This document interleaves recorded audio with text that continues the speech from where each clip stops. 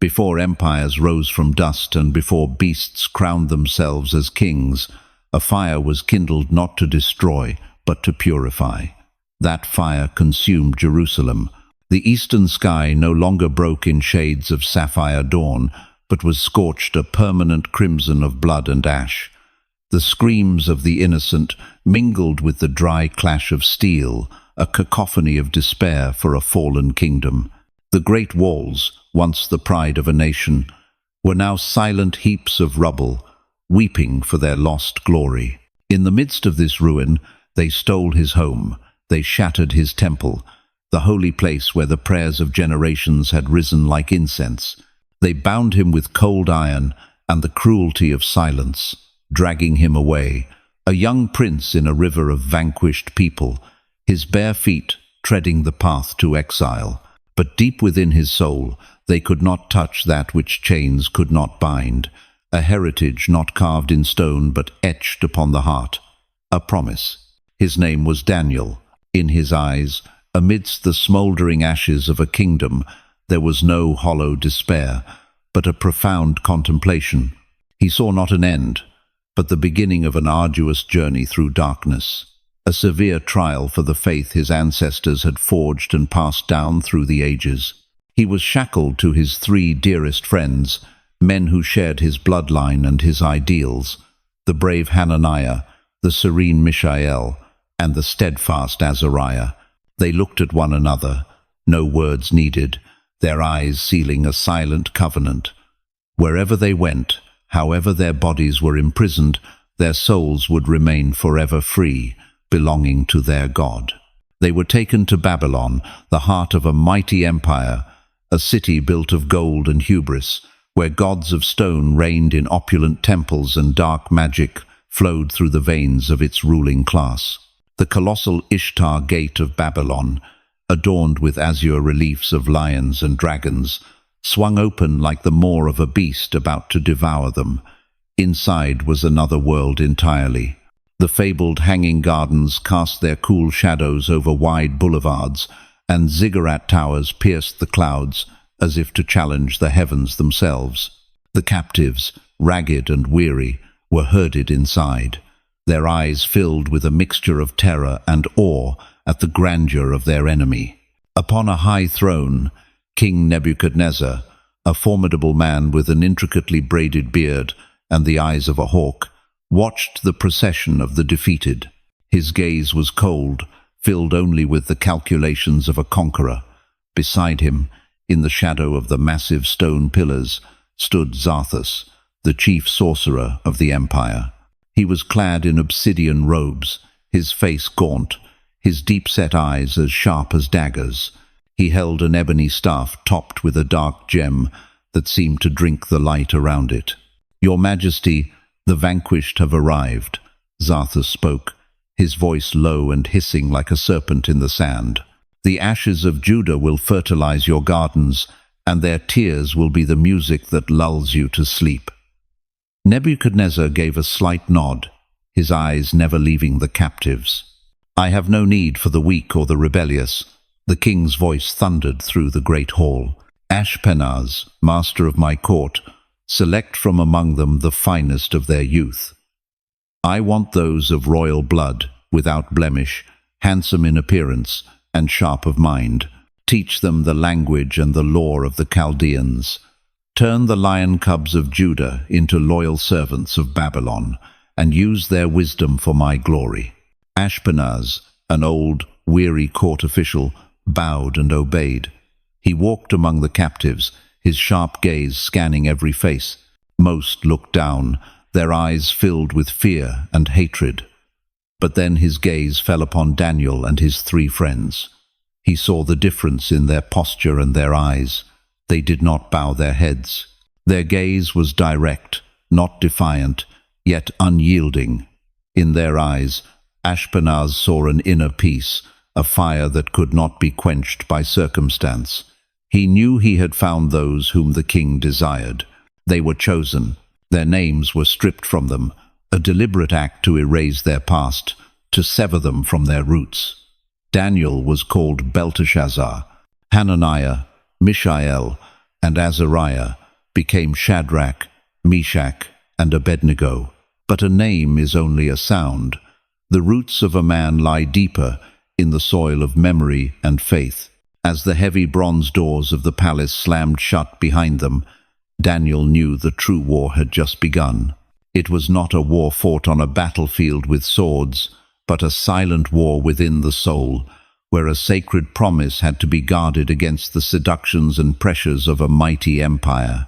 They were led to the exclusive wing of the palace, reserved for the training of the empire's elite officials. Their ragged captives' garments were replaced with magnificent robes of fine linen, dyed in the vibrant colors of Babylon.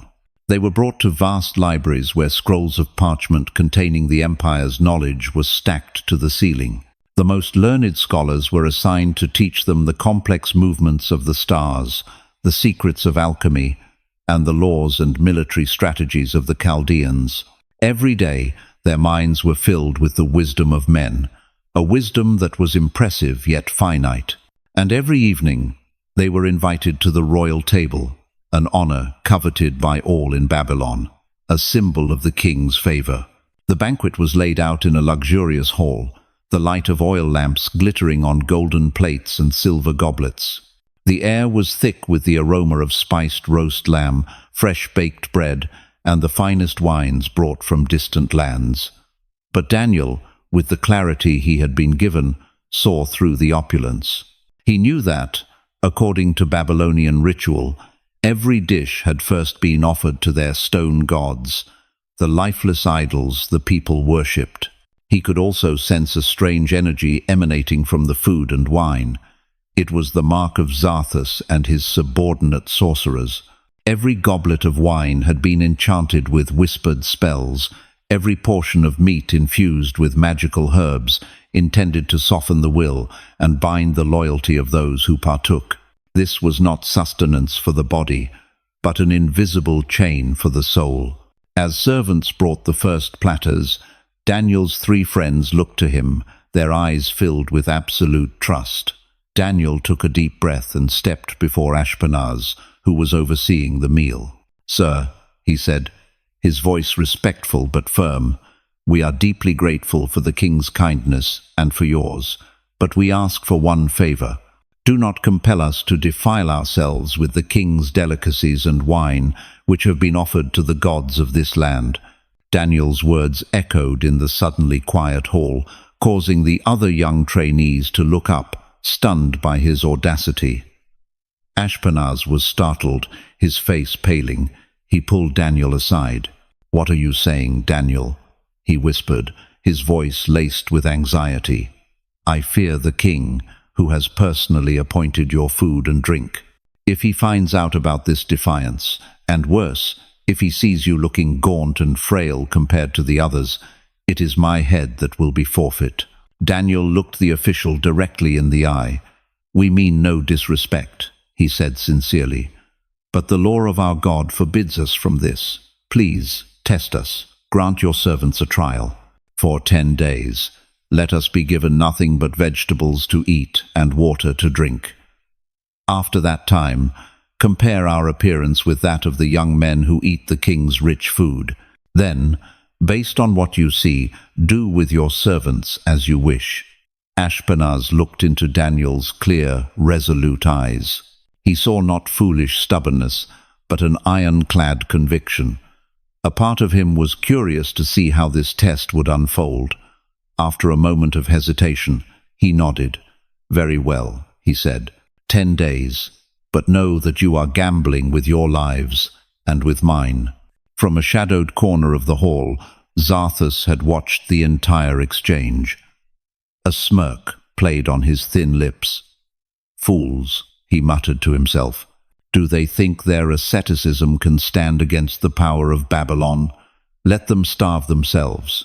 The king will soon see the futility of their faith." The 10 days passed, a silent test of will and faith. While the other trainees indulged in feasts and fine wine, Daniel and his friends ate simple meals of lentils, grains, and vegetables. With every meal, they prayed silently, thanking God for the courage to remain pure. Zarthus and the other sorcerers waited for their failure, eager to prove that the power of Babylon, both material and magical, was irresistible. But when the 10th day ended, Ashpenaz came to inspect them, and he was utterly astonished. He summoned both groups of young men before him. Those who had feasted at the king's table, though well fed, looked lethargic, their eyes lacking a certain sharpness. But Daniel and his 3 friends were vibrant with health, their skin clear, and their eyes shone with an extraordinary light.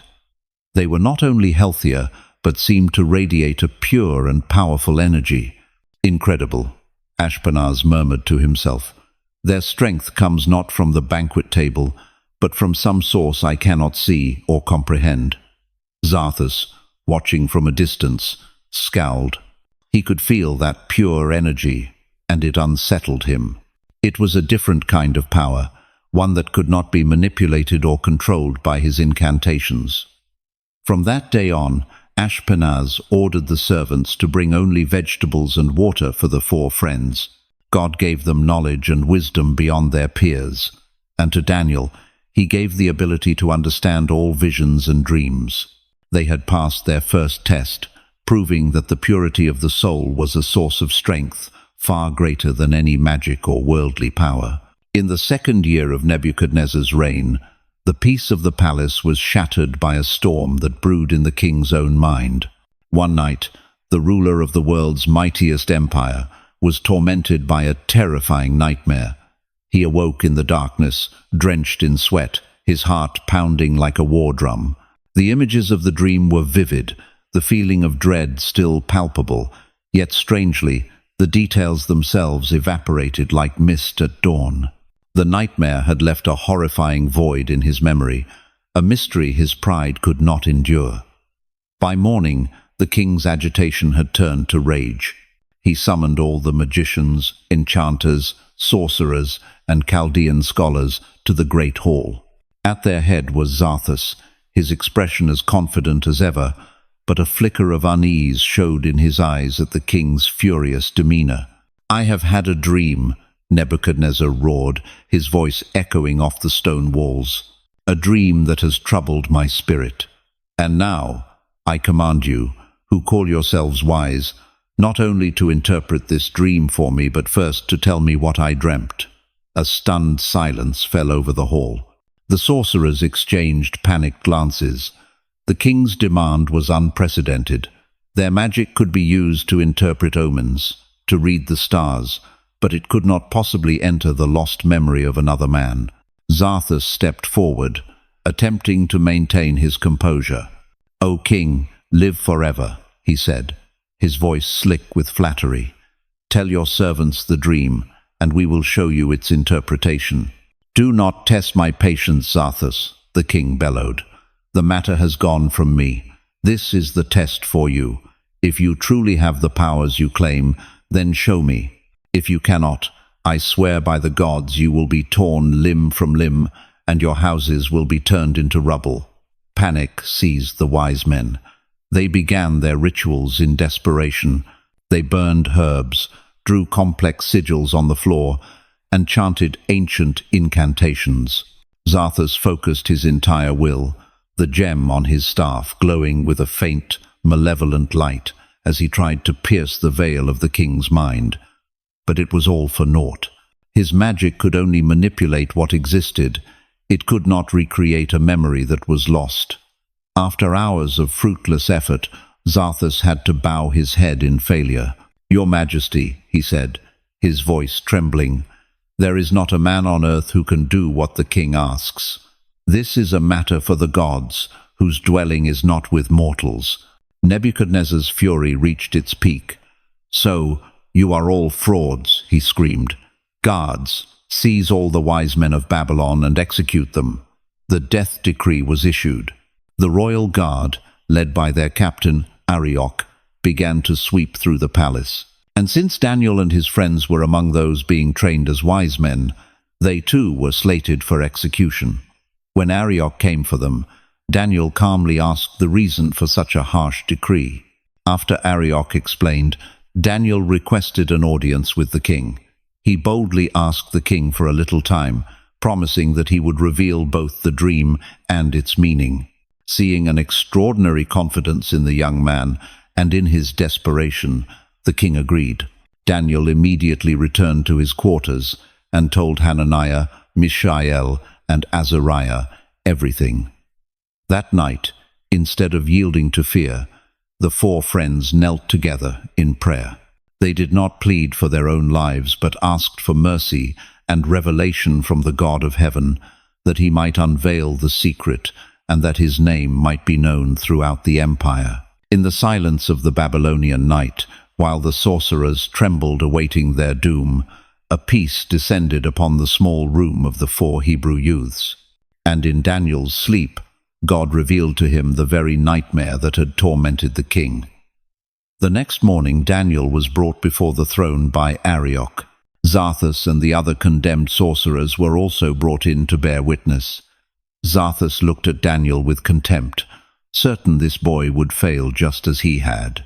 "The secret which the king has demanded," Daniel began, his voice clear and resonant.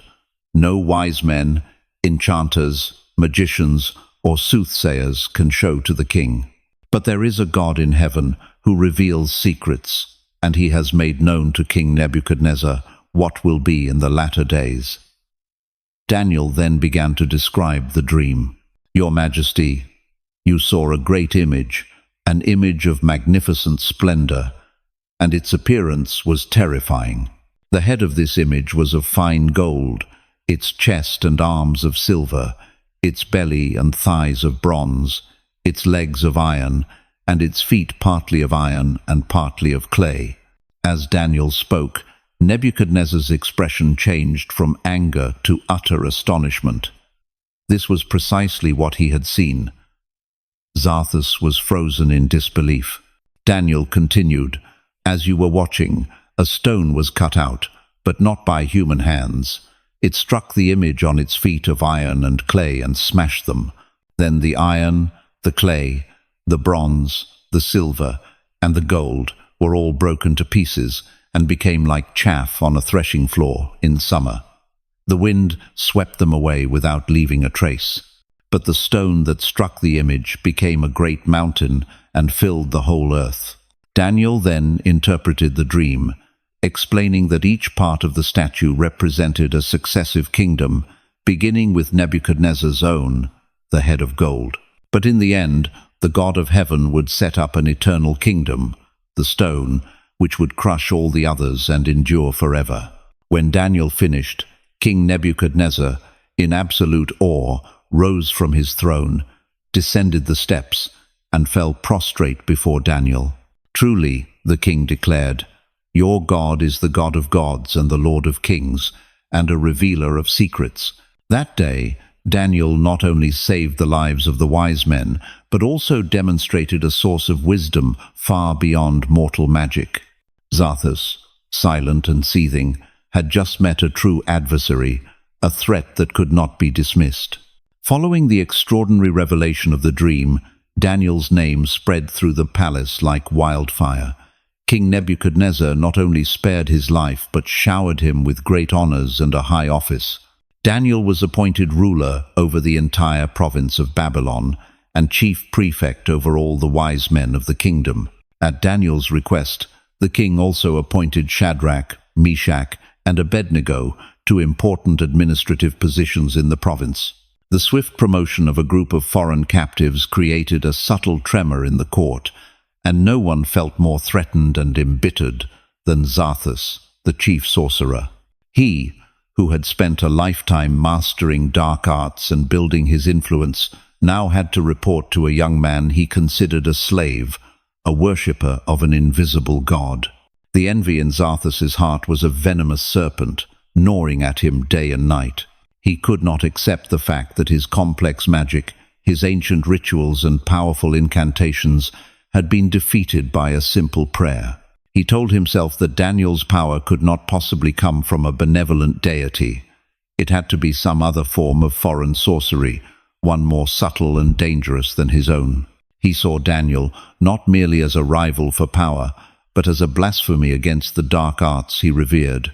His influence in the court was now compromised. Other officials and scholars, who had once flocked to him for advice and prophecies, now began to turn their attention to Daniel.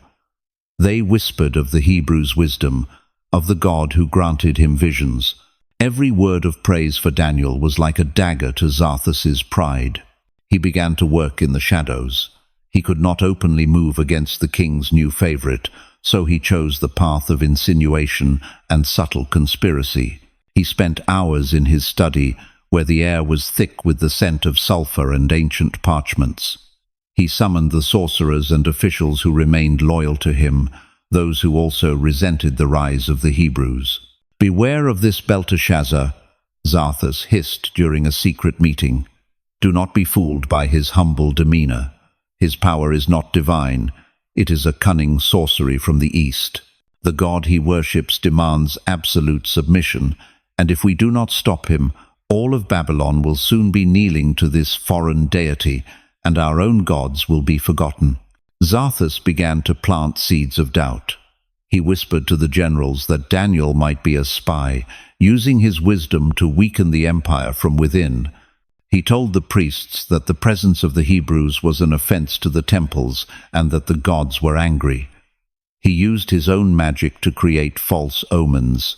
One night, he caused a comet of an unnatural color to streak across the Babylonian sky, later interpreting it as a sign of instability, of a foreign power corrupting the kingdom. He also began to watch Daniel closely, searching for any flaw, any weakness he could exploit. But he was bitterly disappointed. Daniel performed his duties flawlessly. He was just in his judgments, wise in his administration, and humble in his conduct. He showed no signs of arrogance or abuse of power. He spent his free time in study and prayer, seemingly oblivious to the webs of conspiracy being woven around him.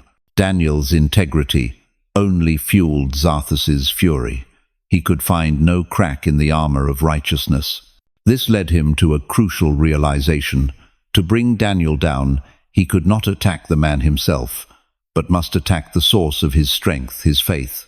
He needed to create a situation where Daniel's loyalty to his God would come into direct conflict with a command from King Nebuchadnezzar. He needed a perfect trap, a test from which Daniel and his friends could not escape without choosing between their God and the king of Babylon. The idea began to form in Xarthas's mind, a plan as malevolent as it was ambitious. He would not just bring down Daniel, he would prove to the entire world that the power of Babylon, backed by his sorcery, was absolute. The shadow of envy grew longer, stretching over the palace, and a new storm, far more terrible than the king's rage, was quietly gathering. Xarthas's plan began to take shape, built upon the foundation of King Nebuchadnezzar's ever-growing pride. Following a series of triumphant military campaigns, the king saw himself not just as a monarch, but as a near deity on earth. Xarthas masterfully exploited this vanity. He approached the king, not as a sorcerer, but as a loyal advisor concerned with the glory of the empire. "Your Majesty," Xarthas said, his tone dripping with reverence, "you have built the greatest empire the world has ever known. Nations tremble at your name. The time has come for a symbol of Babylon's unity and absolute power, something before which every subject, from the Chaldean to the foreigner, must bow in reverence." "What do you propose?" Nebuchadnezzar asked, his pride stoked by Xarthas's flattery. "Let us erect a great monument on the plain of Dura," Xarthas suggested. "Not an ordinary golden statue, but a pillar of polished black gold, gleaming like the night sky. It shall be of immense height, a finger of Babylon pointing to the heavens, declaring your power for even the gods to see. And I, with my humble arts, will imbue the pillar with a special magic. All who bow before it in true devotion will feel a sense of blessing, while the spirits of the defiant will be seared by an invisible flame, causing them pain and weakness." The idea perfectly appealed to the king's ego.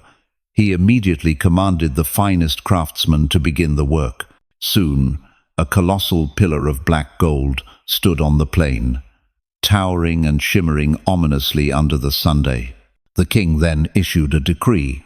When the sound of the horn, pipe, lyre, zither, and all kinds of music played, everyone in the kingdom, regardless of nation or language, was to fall down and worship the black gold pillar. Anyone who disobeyed would be thrown into the heart of a blazing furnace. Zarthus smiled. The trap was set. He knew that Shadrach, Meshach, and Abednego, Daniel's loyal friends, would never bow to an enchanted idol erected to glorify mortal power. Daniel at this time was away on official business in a distant province, an arrangement Zarthus had skillfully engineered. The day of the dedication arrived. All the satraps, prefects, governors, and leaders from across the empire gathered before the pillar. As the first notes from the royal orchestra sounded, a sea of people instantly prostrated themselves on the ground. Only 3 figures remained standing, defiant silhouettes against the bowing crowd. They were Shadrach, Meshach, and Abednego. Immediately, several Chaldean officials who had been incited by Zarthus rushed to the king. "Your Majesty," they declared, "there are certain Jews whom you have appointed, Shadrach, Meshach, and Abednego, who have ignored your command. They neither serve your gods nor worship the pillar you have set up." Nebuchadnezzar's rage was fearsome. He ordered the 3 men to be brought before him. "Is it true that you purposely defy my idol?" the king roared. "I will give you one last chance. When the music plays again, if you bow down, you will live. But if you do not, you will be thrown into the furnace this very hour, and then let us see what God can rescue you from my hands."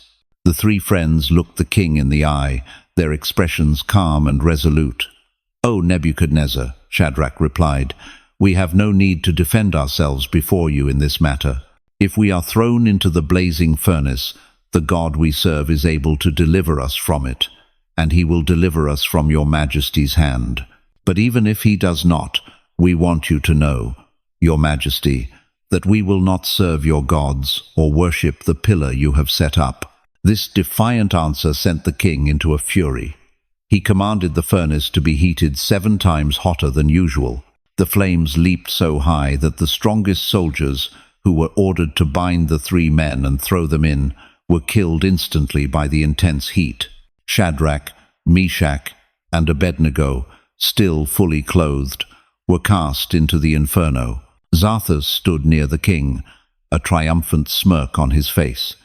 He believed the pillar's magic and the furnace's heat would not only consume their bodies, but devour their very souls.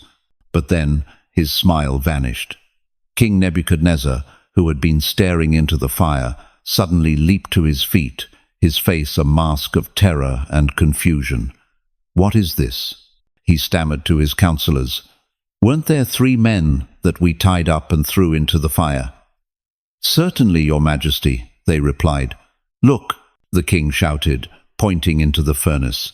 "I see 4 men, unbound, walking around in the fire, unharmed, and the 4th looks like a son of the gods." Zarthus looked, and he could not believe his eyes.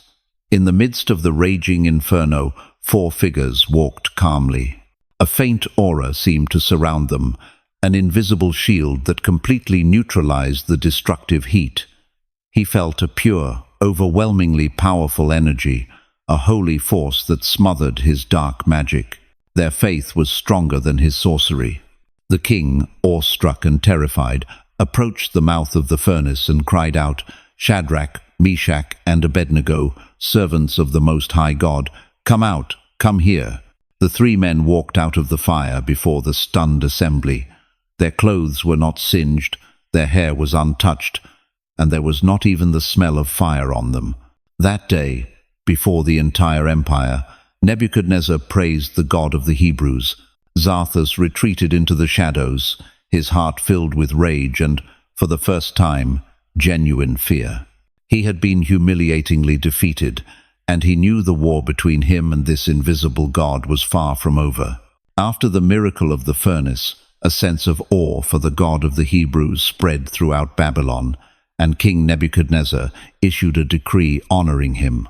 Yet, as time passed, new military victories and the ever-increasing wealth of the empire slowly eroded the memory of that miraculous day. Pride, like a stubborn weed, began to grow again in the king's soul, nurtured by the constant flattery of Zarthus and the court. The king would look upon the city of Babylon, with its magnificent structures and legendary gardens, and tell himself that all of it was the product of his own might and glory. Zarthus, seeing his chance to regain influence, ceaselessly praised the king, comparing him to the gods and insisting that Babylon's destiny rested solely in his hands. One night, Nebuchadnezzar had another dream, one even more vivid and disturbing than the vision of the statue. He saw a great tree at the center of the world, so tall it touched the sky, its branches providing shelter for all the birds and beasts of the earth. The tree was strong and laden with fruit, a source of life for the whole world. But then he saw a holy one, a watcher, coming down from heaven, commanding with a voice like thunder, "Cut down the tree, strip off its leaves and scatter its fruit. Let the animals flee from its shade, but leave its stump and roots in the ground, bound with a band of iron and bronze, in the grass of the field. Let him be drenched with the dew of heaven, and let him live with the wild animals. Let his human mind be taken from him, and let him be given the mind of an animal, until 7 periods of time pass over him."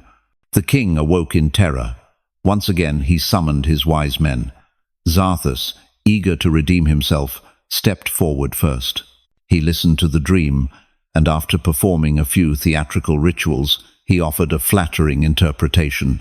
"Your Majesty," he purred, "the great tree is you, the majesty of the Babylonian Empire. The command to cut it down is merely a warning that you must destroy the enemies that lurk at your borders, who wish to undermine the stability of your kingdom. The 7 periods of time are 7 great victories you are destined to win." The king seemed pleased with this explanation, but deep down, a persistent unease remained. Finally, he sent for Daniel. When Daniel heard the dream, he was silent for a long time, his face filled with concern and sorrow. "Belteshazzar," the king said, "do not let the dream or its meaning alarm you. Tell me what it is." Daniel looked up, his eyes full of compassion. "My lord the king," he said in a low voice, "if only this dream were for your enemies and its meaning for your adversaries. The tree that you saw, which grew strong and tall, is you, your Majesty.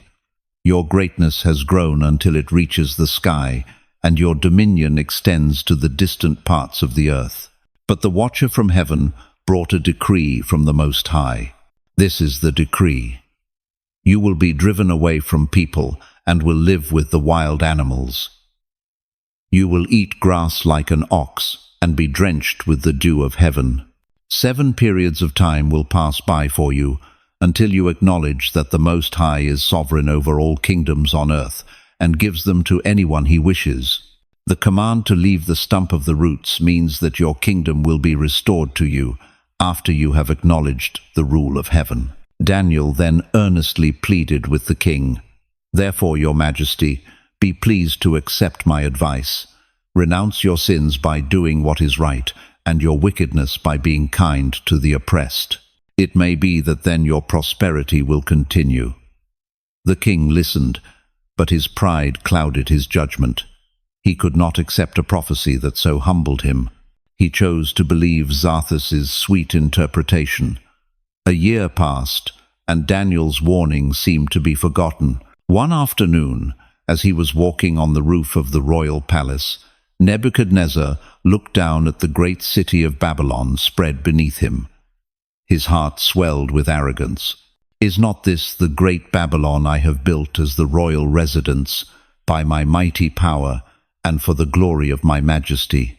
The arrogant words had barely left his lips when a voice from heaven boomed like thunder. "This is what is decreed for you, King Nebuchadnezzar. Your royal authority has been taken from you. You will be driven away from people and will live with the wild animals. You will eat grass like an ox, and 7 periods of time will pass by for you, until you acknowledge that the Most High rules over the kingdom of men." The prophecy was fulfilled instantly. Nebuchadnezzar's reason departed from him.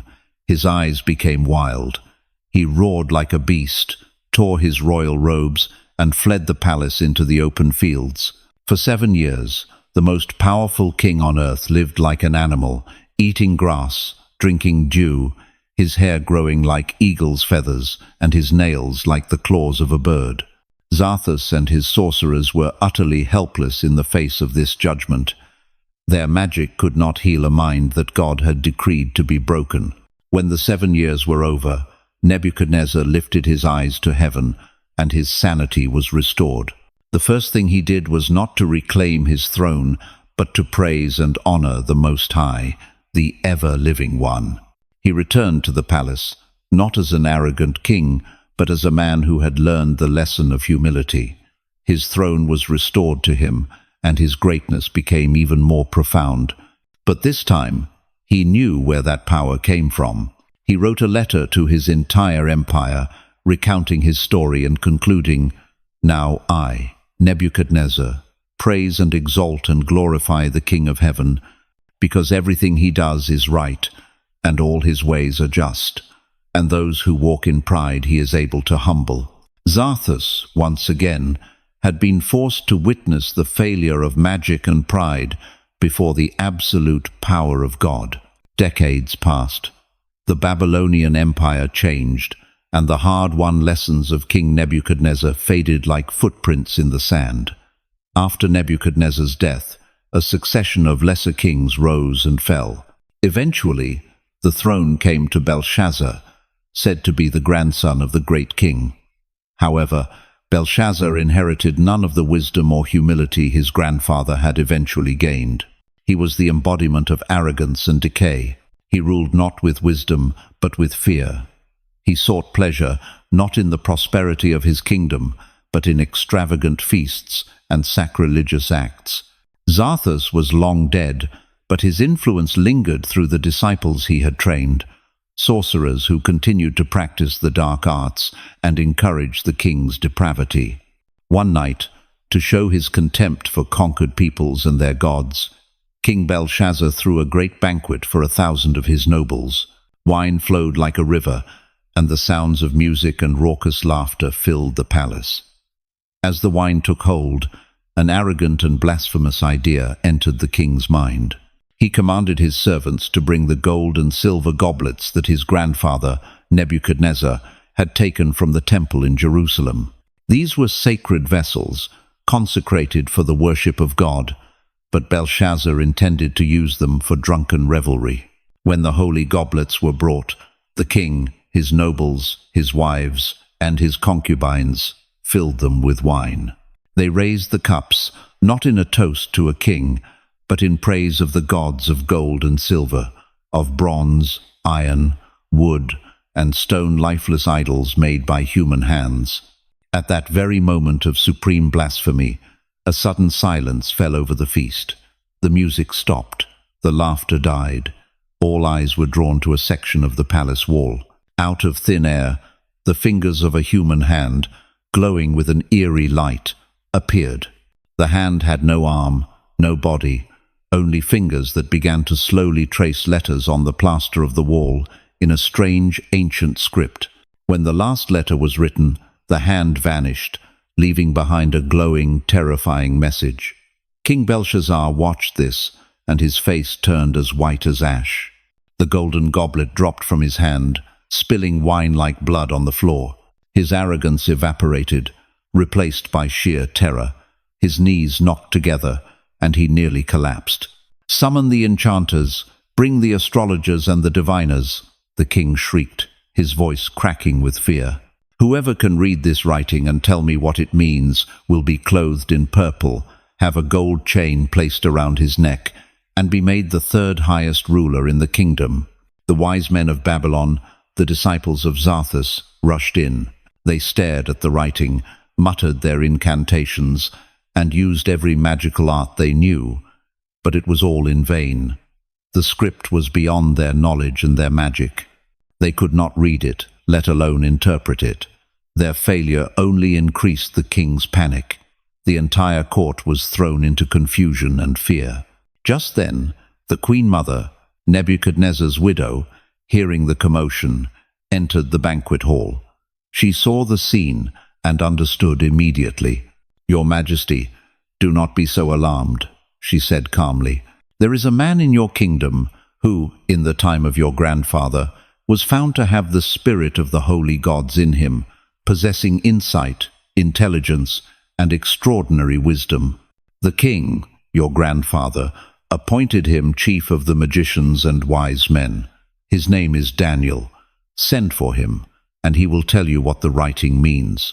Daniel, now an old man, his hair white as snow but his eyes still sharp and his posture still erect, was brought before the king. The palace had changed, the faces were new, but the arrogance and ignorance of power remained the same. After hearing the king's promise of reward, Daniel replied calmly, "You may keep your gifts for yourself and give your rewards to someone else. Nevertheless, I will read the writing for the king and tell him what it means." Before interpreting the message, Daniel delivered a powerful rebuke. He recounted the story of Nebuchadnezzar, how he had been humbled for his pride, until he acknowledged the power of the Most High God. "But you, his successor," Daniel said, his voice ringing with authority, "have not humbled your heart, though you knew all this. Instead, you have set yourself up against the Lord of heaven. You had the goblets from his temple brought to you, and you have praised the gods of silver and gold, which cannot see or hear or understand. But you did not honor the God who holds in his hand your life and all your ways. Therefore he sent the hand that wrote the inscription." Daniel then pointed to the wall and read aloud, "Mene, Mene, Tekel, Parsin." "And this is the interpretation," he explained. "Mene, God has numbered the days of your reign and brought it to an end. Tekel, you have been weighed on the scales and found wanting. Perez, the singular of Parsin, your kingdom is divided and given to the Medes and Persians." Though the prophecy was terrifying, Belshazzar kept his word and ordered Daniel to be honored.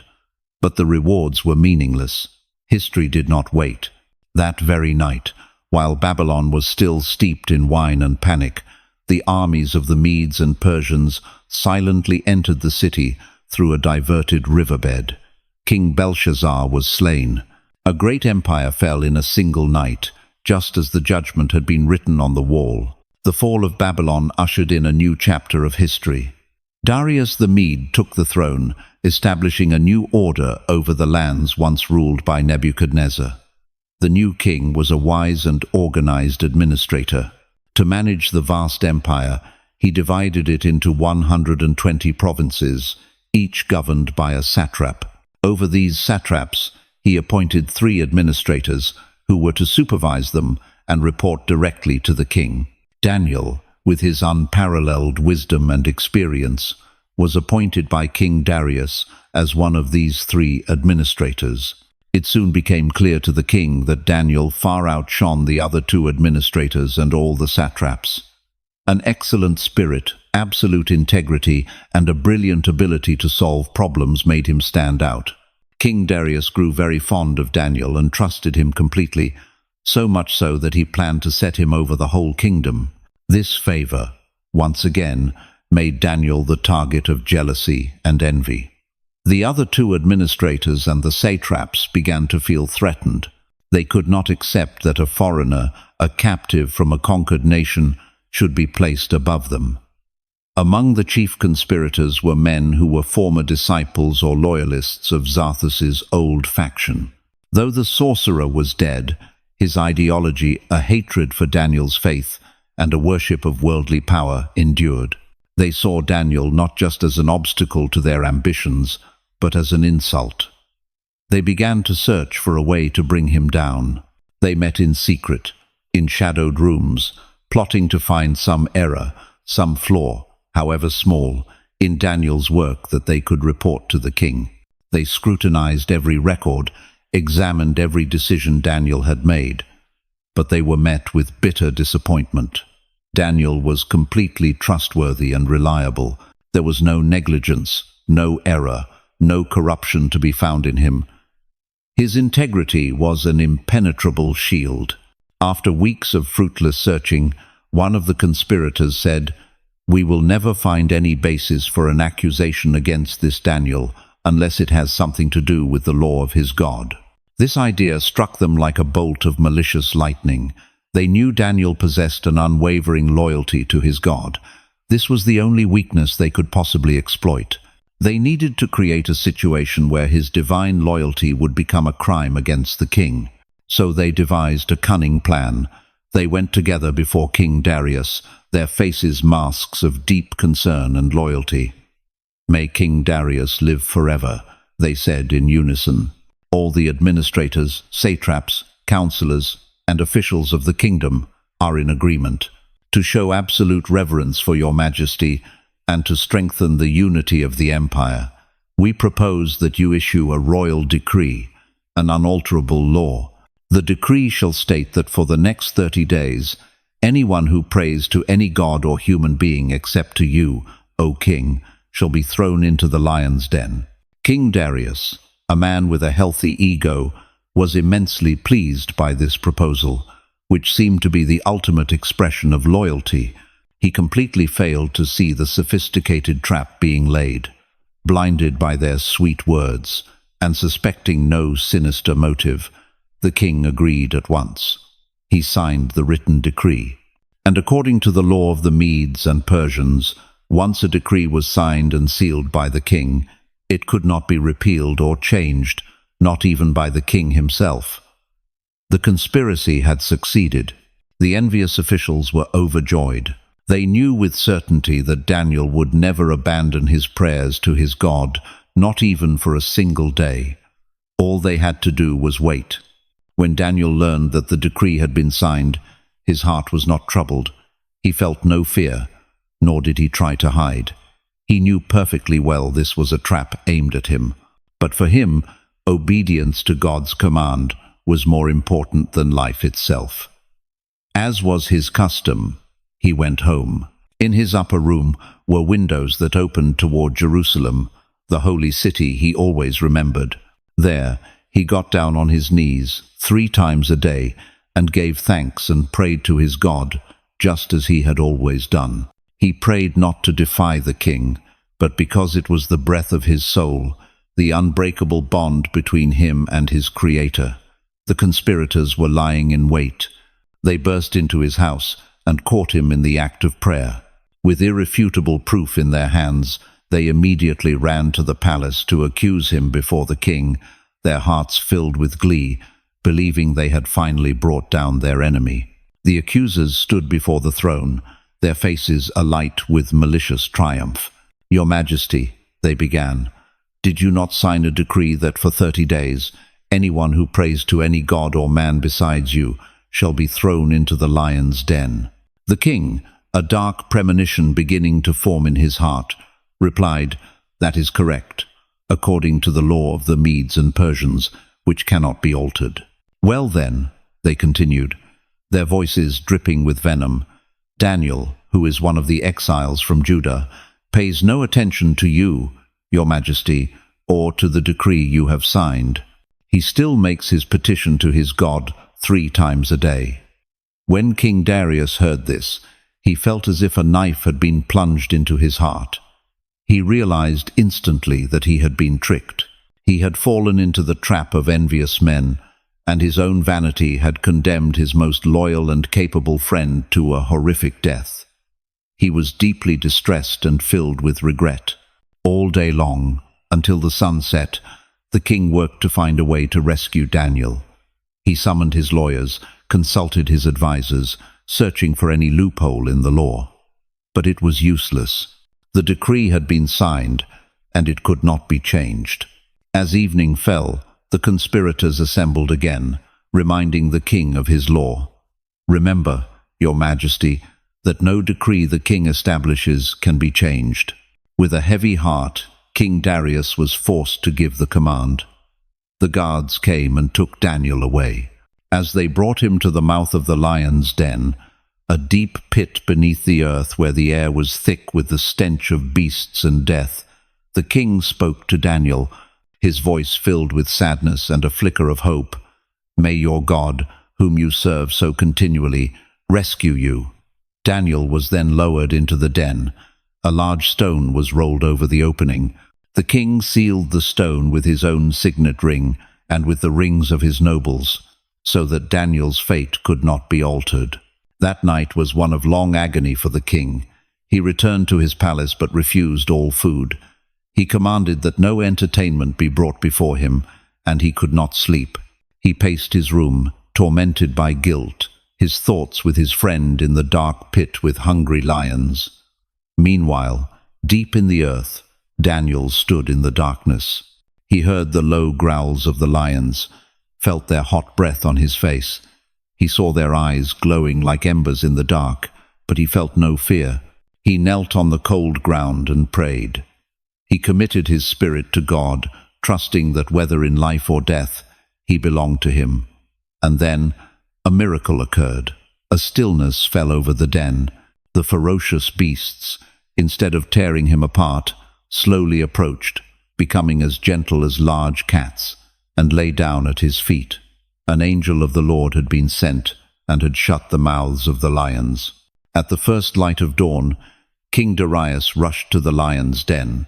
He stood before the sealed stone and called out in an anxious, grief-stricken voice, "Daniel, servant of the living God, has your God, whom you serve continually, been able to rescue you from the lions?" A dreadful silence followed. The king's heart nearly stopped. But then, from the depths of the pit, a calm voice replied, "May the king live forever. My God sent his angel, and he shut the mouths of the lions. They have not hurt me, because I was found innocent in his sight. Nor have I ever done any wrong before you, your majesty." The king was overjoyed. He gave orders to lift Daniel out of the den at once. When he was brought out, they examined him and found no wound at all on him, because he had trusted in his God. The silence in the lion's den had echoed more loudly than their roars, an irrefutable and powerful testament to God's protective power. The king's righteous anger now turned on the conspirators. He ordered that all the men who had falsely accused Daniel be arrested, along with their wives and children, and thrown into the lion's den. Before they even reached the floor of the den, the lions overpowered them and crushed all their bones. Justice was swift and terrible. Afterward, King Darius wrote to all the nations in his kingdom, commanding that everyone should fear and revere the God of Daniel, for he is the living God, the one who rescues and saves. Daniel had triumphed once again, not by human strength, but by unwavering faith. After his miraculous rescue from the lion's den, Daniel's final years passed in peace and honor. He was no longer entangled in the political intrigues of the court. Kings came and went, empires shifted, but Daniel remained a living monument of wisdom and faith. Now, in the twilight of his life, he devoted most of his time to prayer and deep contemplation. His mind was no longer occupied with the affairs of earthly kingdoms, but was turned toward eternal matters, seeking to understand God's grand design for human history. It was during this period that the veil between the seen and unseen worlds was drawn back for him most completely. God granted him final visions, not to solve immediate problems, but to unveil the tapestry of the future. One night, while praying by a river, Daniel fell into a trance. He saw a magnificent and terrifying vision. The great sea was churned into a fury by the four winds of heaven, and out of the chaotic waters 4 great and different beasts emerged. The first was like a lion with eagle's wings. The second was like a bear, with 3 ribs in its mouth. The third was like a leopard, with 4 wings and 4 heads. And the fourth beast, the most terrifying of all, was immensely powerful, with large iron teeth and 10 horns. It crushed and devoured everything in its path. Daniel watched in horror as another, smaller horn grew up among the 10, uprooting 3 of the original horns. This little horn had the eyes of a man and a mouth that spoke arrogant words. Daniel's spirit was troubled by these images, but then the scene shifted. He saw thrones being set in place, and one called the Ancient of Days took his seat. His clothing was white as snow, his hair like pure wool. His throne was flaming with fire, and a river of fire flowed from before him. Thousands upon thousands of angels attended him. The court was seated, and the books were opened. The 4th beast was slain and its body thrown into the blazing fire. Then Daniel saw one like a son of man, coming with the clouds of heaven. He approached the Ancient of Days and was led into his presence. He was given authority, glory, and sovereign power. All nations and peoples of every language worshipped him. His dominion is an everlasting dominion that will not pass away. The visions continued in the following days. He saw a great battle between a ram, representing the Medo-Persian Empire, and a goat, the Greek Empire. He saw the power struggles between future kings of the north and the south, the wars and deceitful treaties that would shape the world for centuries to come. The images were overwhelming for a mortal man. Daniel felt exhausted, his mind bewildered. He yearned to understand the meaning of what he had seen. And then an angel, Gabriel, who had appeared to him before, came to explain. The angel told him that the beasts represented the kingdoms that would rise and fall on the earth. History would be a saga of conflict, arrogance, and judgment. But in the end, after a time of unparalleled distress, the righteous would be delivered, and the kingdom of God would be established forever. The angel also brought Daniel a personal promise. "As for you, Daniel," the angel said, "go your way until the end. You will rest, and then at the end of the days you will rise to receive your allotted inheritance." This promise of resurrection and final restoration brought a deep peace to Daniel's soul. The story concludes with the image of Daniel, an old man with white hair, sitting quietly by the river. He had lived nearly his entire life in exile, serving under the most powerful kings the world had known. He had faced deadly conspiracies, fiery furnaces, and dens of lions. But through it all, his soul was never imprisoned. He had been an echo of truth in a world of lies, a beacon of faith in a sea of doubt. Now, having seen the great panorama of history, from the rise and fall of empires to the final triumph of the eternal kingdom, he calmly accepted the future. He knew that no matter how chaotic the world became, history rested in the powerful and merciful hands of the one he had served with all his heart.